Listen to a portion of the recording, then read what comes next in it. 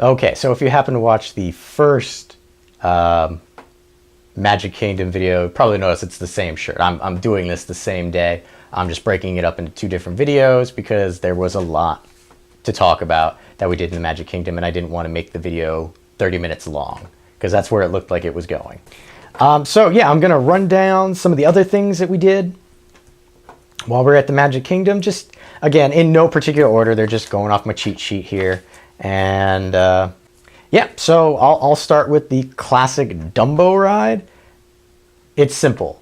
It's just a ride that spins around. You can go up and down on, but it's a must-do. If you're going to Disney World, you need to go on this ride. They changed the wait area. At least that's what my wife told me. So children under 8, I believe, can go and play in the play area while the parents wait online. So it makes it less of a wait for them. It was fun. It was Dumbo. I did it. Dumbo, the Magic Carpets, they're kind of all the same type of ride. But this is the ride that I told my wife, it's like, if you're going to drag me on one of those, it's going to be the classic. It's going to be the original. In that same light, we went on a ride called Barnstormer. It's supposed to be a ride for little kids, and this thing was wicked fast for being a little kid's ride. Like really fast for a children's ride. But it was fun. The wait time for it, normally not terrible because it's a shorter ride, but it's a fast ride. Buzz Lightyear Space Ranger Spin. This is going to have a longer wait no matter when you're going. It's a sit down, you shoot at things. Pro tip, you don't have to keep pressing the trigger, just hold down the button. I did not do too well on this particular ride because it's a little red dot, and it was troublesome for me to find out where that red dot was. I think I got beaver or a cat, or my wife got a cat. I don't know. But my wife kicked my butt both times that we went on this ride.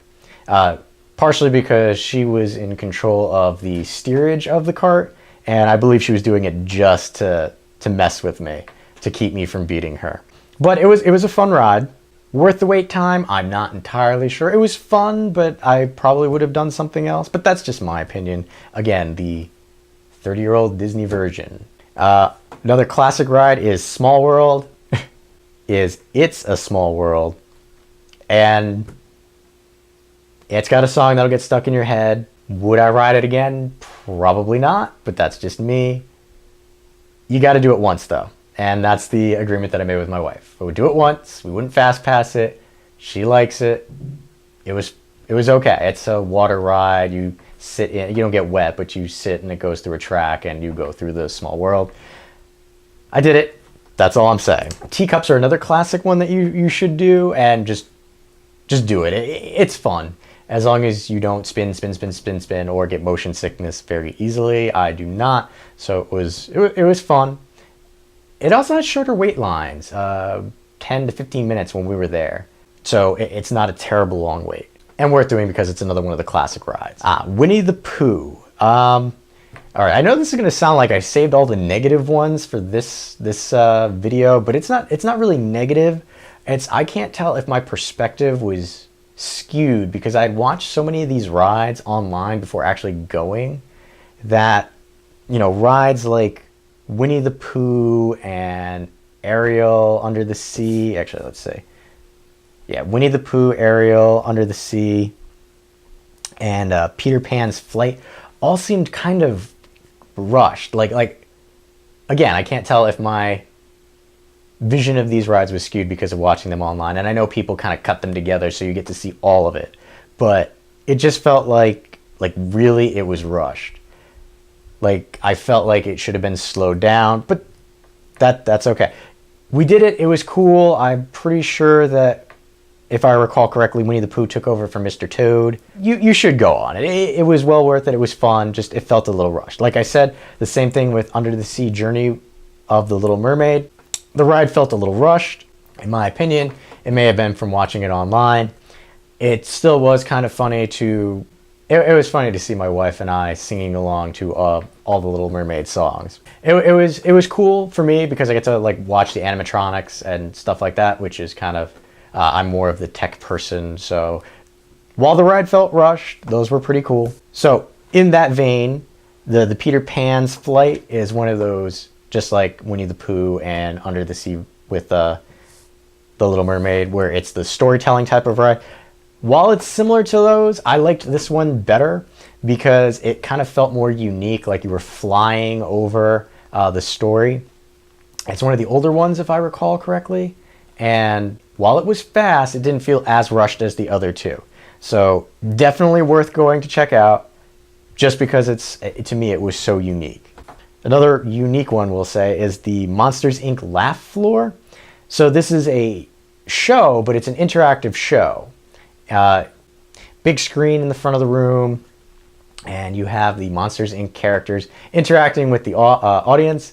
And if you're the unlucky audience member who gets picked on all the time, just make sure you're paying attention, because the guy in ours was, after the first 2 times he thought he was done, so I think he might have taken a nap, but he popped up on the screen like 2 other times. It's a pretty cool interactive experience. It's much better than I thought it was going to be. And yeah, it's another one of those places where you could sit down and just enjoy the show. They also have a person who comes out with like a mic, and you actually talk to the characters. I should probably elaborate on interaction. It's not just you popping up on the screen. You can talk to the characters, and the characters respond based on what you're saying, which is pretty cool. Okay, People Mover is a ride that you hop on and brings you around the park, so you kind of get an idea what's around the park. This one I know was fast because both my wife and mother-in-law said it felt like they sped up the People Mover quite a bit. I've seen people kind of herk and jerk on it, getting tossed around, going around some of the curves. So it does move pretty quick, but it was still interesting because it gave you a different perspective of the park, as well as some nice pictures if you have a fast enough camera. Tom Sawyer's Island. My wife and I went on this by ourselves. Mother-in-law and sister-in-law were doing something else. It's really fun, even if you're an adult, because you kind of go back and it's like reliving parts of your childhood. Because I loved Tom Sawyer and Huck Finn when I was a kid, and just being on that island, and it did feel like you were kind of in the book. The bridge is probably one of the more fun parts. There are places where you can just sit down and hang out in rocking chairs. You also have a nice view of Big Thunder Mountain from across the lake there. Another thing is there is a bathroom. Again, I know it's odd, but I figure I'll throw these little tidbits in there. It's small, but clean and not traveled a lot, because you kind of don't notice that they're there. You get off the boats and it's like to the right, and that's where the bathrooms are. Or if you continue right, you go down to where Aunt Polly's area is. Or if you go to the left, you kind of go up into the Tom Sawyer play area. It's definitely meant for kids, but I was still able to enjoy it. And you get to take a little boat ride, which is kind of cool. All right, going back to Disney World proper, my wife's favorite ride there is the Carousel of Progress, so we went on it. It's a nice ride because it's AC'd, it's like 20 minutes long, and it brings you through the progression of, how people lived, and the future one is just hysterical, because apparently the future's fashion sense is like late 80s, early 90s. Granted, they do have the flat screen TV and talking to appliances, which, yeah, they've changed it. They've updated it to kind of incorporate some of the technology that we have now. But apparently fashion did not upgrade. It was a really interesting, it was an interesting ride. For me, again, I was just fascinated by the animatronics and how fluid they looked, coming from a technical background. So for me, that was really cool. And it's also, like I said, air conditioned, comfortable seats, and 20 minutes to cool off and just refresh yourself. So it's worth doing. And it's got a catchy song that'll get stuck in your head, as many of the Disney rides are just these catchy little songs that just don't go away. So you'll be singing that for the rest of the day if you happen to go on this. And speaking of catchy songs, the Tiki Room. Not quite as popular as my wife remembered it being, But because, I mean, we didn't have to wait online. We got there, went straight in, and sat down for a show. I'll admit, it's old, it's kind of campy, but it was still enjoyable. Like the end crescendo, I'll say, was really, really cool. And you know, the jokes at the beginning and at the end were also very, very funny. So again, Tiki Room, songs are gonna get stuck in your head, but you should definitely check it out. Because it's, again, another little show, you sit down, it's a nice little respite. So, that is the majority of the rides. I'm kind of doing a quick scan of my cheat sheet here. Now, I know that there are some rides that I didn't mention, and the ones that I didn't mention are probably the ones I did not go on. I did not go on Country Bear Jamboree and a couple other ones. Like I said, we were trying to jam-pack a lot of stuff into a short amount of time, and my mother-in-law felt that I needed to see everything that I possibly could because it was my first trip down there.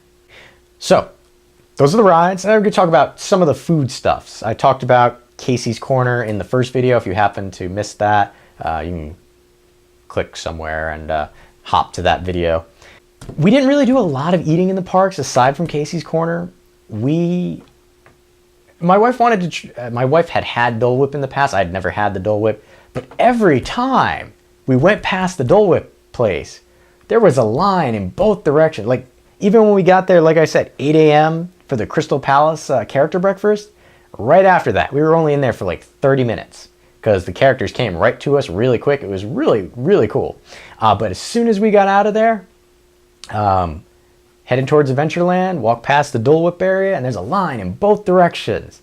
I don't know what they put in this stuff, but it's got to be like crack because people were willing to wait online early in the morning for that stuff.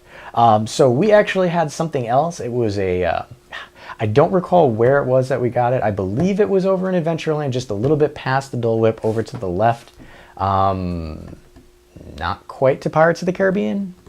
Again, not terribly sure, but it's like an orange vanilla swirl. And after a really, really hot day of walking around the park, that is a very refreshing treat. And we ate that quite a bit. On our second day, it was our third day here. We walked like 8.29 or 8 miles. We also had reservations at Be Our Guest restaurant, and I'll try and roll in some footage and pictures from that. You're definitely going there for the ambiance of the place. I mean, even the walk-in, like, it's just very grand and open, and it's broken up into the different areas. Like, I think we ate in the ballroom. There was the West Wing, which was, you know, trashed because it's where the Beast hangs out. One of the cooler ambiance things I'll say is it was in the ballroom because I could see it from where we were. The windows in the back, like, it's in Florida, but it looks like it's snowing. So that was really cool. The food there was also good. Like, the food was like really, really big portions. Most of the time, my wife and I would get something and split it amongst the two of us. And I think we got the chicken sandwich, and we split that. We were perfectly fine. Went right on to minecart after that. But the big attraction is definitely taking in the atmosphere of this place. The food is good. The gray stuff. I almost forgot about the gray stuff. I can't believe I didn't write the gray stuff on here. The gray stuff comes on little cupcake now. And while my wife and I liked it, my sister-in-law sister-in-law didn't actually care for it. We had considered getting a single gray stuff, which is, you know, gray stuff on top of a cupcake, to split amongst the four of us, and the cast member told us we might want to get one for to split between two people because they are kind of smaller. And she was right.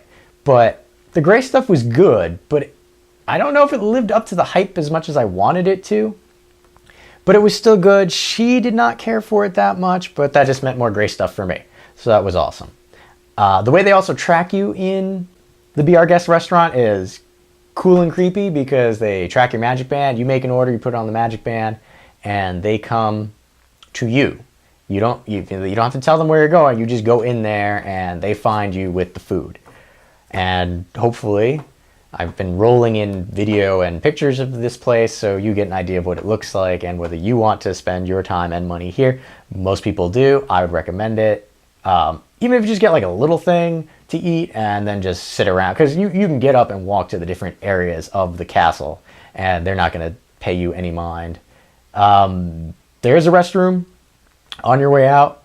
It's really small. The male bathroom only had like a stall and a urinal.